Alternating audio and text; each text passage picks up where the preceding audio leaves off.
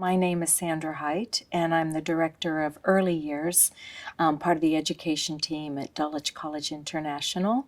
And what I'm going to talk about today is something that I refer to as mirror talk, and give you some examples of what that might look like.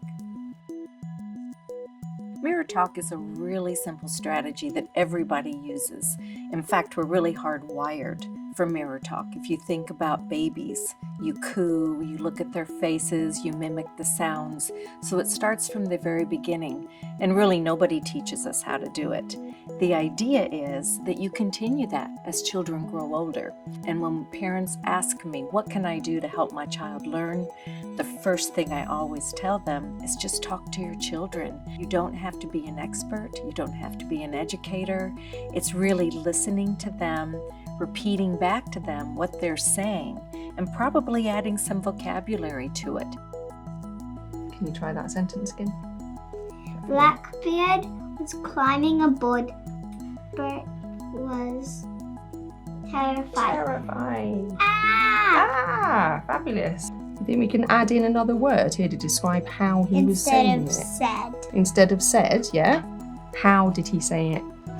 What should I do? Scaredly. Or nervously, maybe? Yeah, nervously. Yeah, can you think of any others? It's a way of checking that you've heard them correctly. It's a way of validating something that they've said and showing them that you're valuing what they've said. Your job is to be present with them. What is often more natural is when children are just playing. You might see them just on the carpet and they're playing with their blocks or their dolls, and that you're observing them and noticing what they're doing and listening. Sometimes they're vocalizing what they're doing, or they're playing with things and they're sort of talking out loud. It's joining in that conversation. They might not have the vocabulary for it, but you're giving them the vocabulary for what they're doing. What colour should we choose? I'm going to choose orange. I like orange. And pretty soon you'll notice that they're drawn into that conversation. You might elongate a sentence for them and pattern what a longer sentence looks like. You might add a describing word. You might clarify something for them, and then they will repeat that back to you. And it's that conversation where children are actually forming their conceptual understandings. It's their brain architecture being built in those moments. Should we start with the face or the bottom? I just want to copy you. It does take patience, because sometimes their internal conversation or their lack of vocabulary means they're searching for something to say.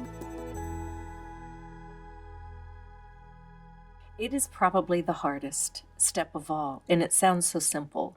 You have children, be present with them, but it's not. It often takes sort of a switch in the adult brain. Sometimes it's as simple as taking a breath, making eye contact with the child, saying their name.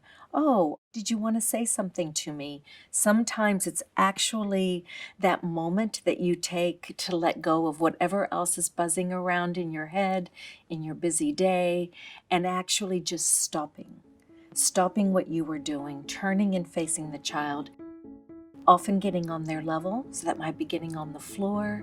It might be sitting in a chair, so that you're actually at a conversational level with them.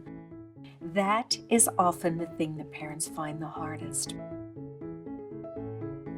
Oftentimes you'll notice that children will say, no, I'm not finished.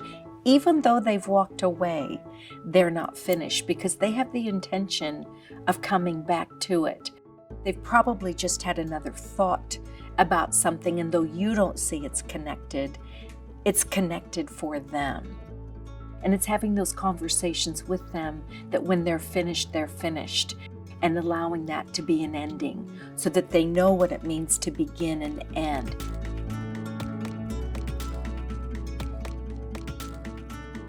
Mirror talk is perhaps the single most critical brain building activity because it's giving language, it's building language, and building that language is essentially building the brain architecture.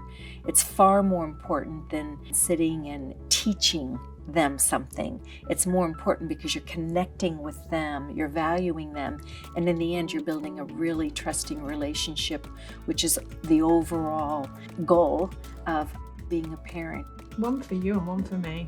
Then we can have a race. I've already made one.